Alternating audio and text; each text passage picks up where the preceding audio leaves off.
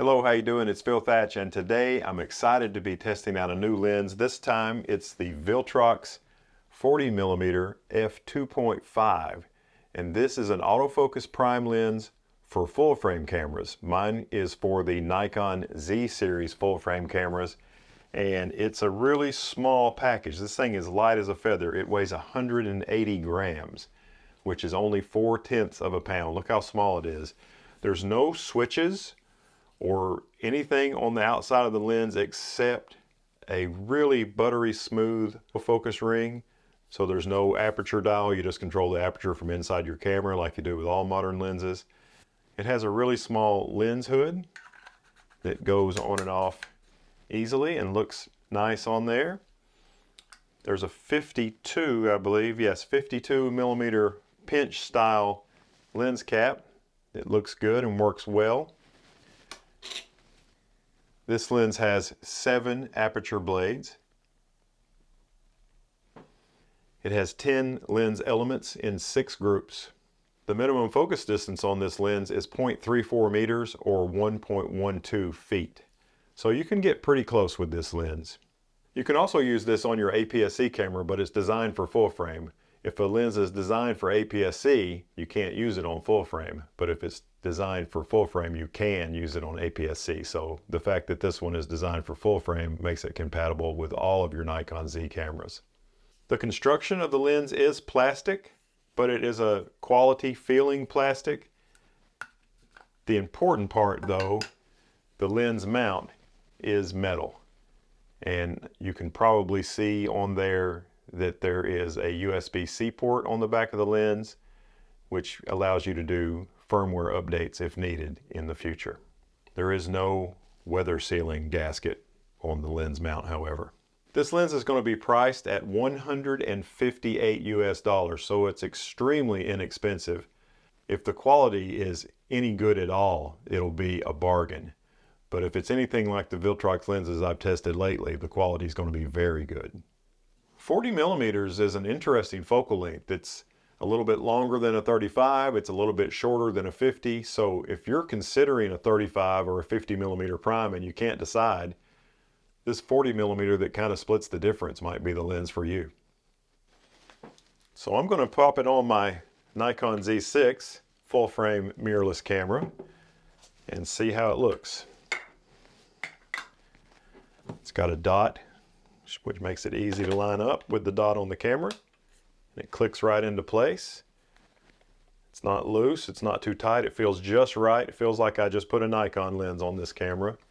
And it makes for a really small and light package, which will be good for walking around. It'll be a good walk around lens. So today I'm going to take this lens out on the Z6 and use it for some photography and see how it does. And we'll look at those photos and talk about it here in just a moment. Heather and I took the lens out to Cambridge Square, which is a little shopping area near our house, and I made some photographs. And the first thing I did was I fired the lens at this brick wall a little bit, and you can see, if you look at the top here, you can see how this line is not straight, and that is just a little bit of what's called pincushion distortion in this lens. It's not bad at all. You wouldn't notice it if you weren't making a photograph of a brick wall, but when you do look at a brick wall, you can see it. So this is wide open at f2.5, and you can see some vignetting. It's brighter in the middle and darker around the corners. And that's not a bad thing on a prime lens. Actually, I think a lot of times that adds character to a photograph, but it does have some vignetting at f2.5. And let's see, here it is at f2.8, still has some vignetting. And now we're going to look at it at f4. The vignetting goes away quite a bit. And here it is at f5.6, the vignetting is basically gone. And at f8 it stays gone, and here it is at f11. And now let's go back to the 2.5 shot and look at sharpness in the center. It is fairly sharp in the center at 2.5. There's 2.8, pretty sharp still. f4, even sharper. There's f5.6, very sharp now, and it never has been soft really in the center. And there's f8 is sharp, and now f11 we got, no, it's still pretty sharp even at f11 in the center. Now let's take a look at the corners.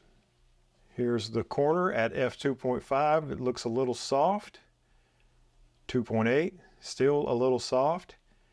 f4, it has sharpened up quite a bit, looks much, much better. 5.6, even sharper still. And there's f8, looks good. And this is f11, f8, f11. It still looks pretty good. It may be a little bit softer at f11. So overall, it is acceptably sharp, even wide open, except in the corners. And that is expected, especially on a prime lens that's only $158.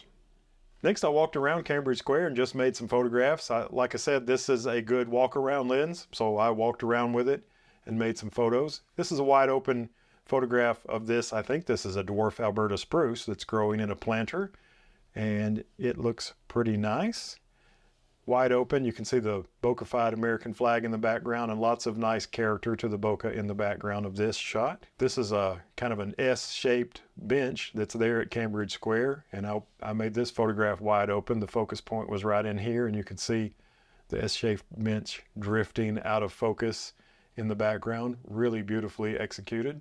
This one I stopped down to 5.6. I wanted to try to get everything in focus.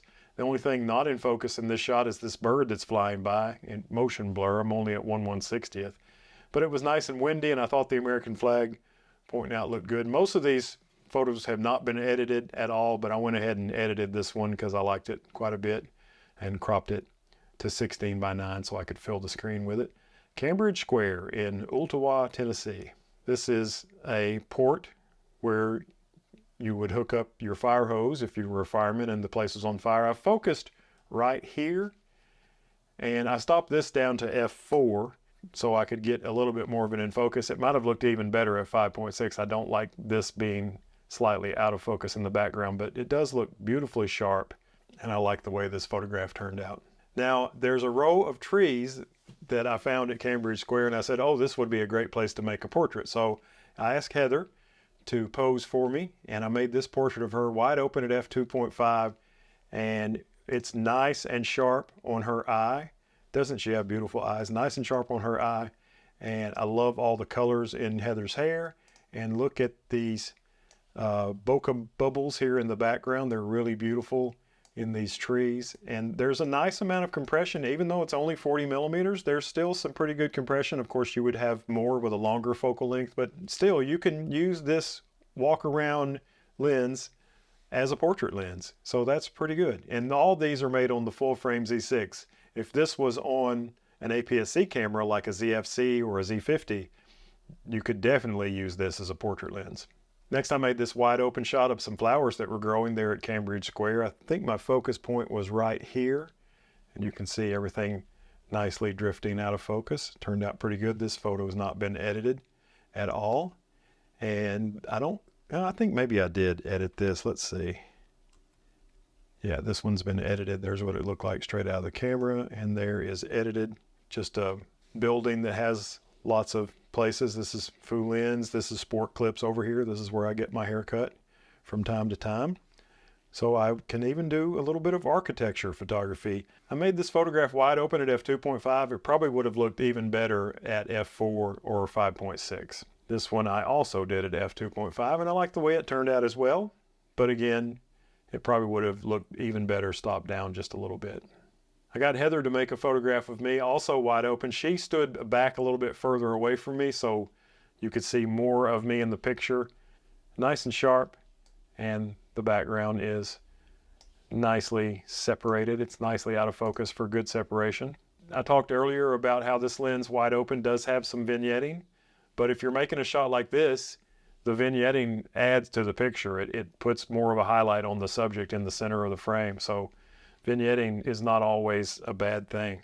I made a quick video clip of me walking towards the camera while we were there at Cambridge Square, and the Generation 1 Z6 I'm going to be blaming for losing me there for just a second, but for the most part the camera and lens kept me nicely in focus. And now let's check out the minimum focus distance and see how close I can get without going out of focus. Whoa, too close, and I'm out of focus right there. We ate at a restaurant, and I took a photograph of my water. This is wide open at f2.5 there on the table. Looks nice. And you know what I'm not seeing out of this lens in any of these photos? I'm not seeing chromatic aberration. too much. I don't know, you would think there would be some on this, but I'm really not seeing any. So that's a good sign, and this is wide open. I also made a wide open shot, very similar to that last one, but this is of the salt and pepper shakers. My focus point was on the pepper shaker in the foreground, and then I made this shot at 2.5, and I made it again at 5.6, and you can see the difference. This is 5.6, this is 2.5. Only the pepper shaker is in focus on the 2.5 shot, and still only the pepper shaker is 100% in focus, but a lot of the rest of the frame is closer to in focus when you stop down to 5.6. Then we went to Ottawa Nursery to do some shopping for some plants, and I walked around the store while we were shopping and took pictures of things, including this metal rooster that I thought was awesome looking, and looks like you can purchase that for $89.99, and it is in a big red wagon there in the store. It is a great walk around lens. You can make pictures of interesting things that you see. And because it's f2.5 on a full frame camera, you'll get nice separation. And as I mentioned earlier in the video, it's very small and very light, so it's easy to walk around with. This is another wide open shot of some marigolds. I think my focus point was right here. I did edit this one, so we can look at it. Let's see how this one looked before I edited. That's not edited, straight out of camera, and there's my edit. Plant with bokeh is what I should call these shots. This is where I focused right here, and just look at all the amazing character of the out of focus areas in the background. This lens renders nicely. I did edit this one. It's also wide open at f2.5. My focus point is here, and just dreamy looking in the background. Really nice colors in this as well, I thought. So the lens is doing well. And here's another one at 2.5. This is some hydrangea. My focus point was here. I like to photograph flowers with one in focus and the rest just dreamily out of focus. And this lens is very capable of doing this sort of photography. Here's another wide open shot. This is actually a flower pot, and I thought it was really cool. Not cool enough to buy it and put it out on my back porch, but cool enough to take a picture of it. And look at all the shopping we did. Heather has a basket full, and we weren't even done. We ended up filling the whole bottom with potting soil. This is a 2.5 shot of our brand new Encore azaleas and other plants that you can't see behind them. And look, for $89.99, you can get this double frog fountain for your pond in your backyard. And this is another f2.5 shot. I enjoyed taking photographs at the Ottawa Nursery. It's a great place to shop for plants and other decorations and things for your yard. So all in all, I enjoyed using this lens, and I thought that it did a nice job making photographs, as you can see in all these photos that I made today, and just walking around and taking photographs of whatever I thought was interesting. I thought the lens did really good. And of course, wow, look at that portrait of Heather.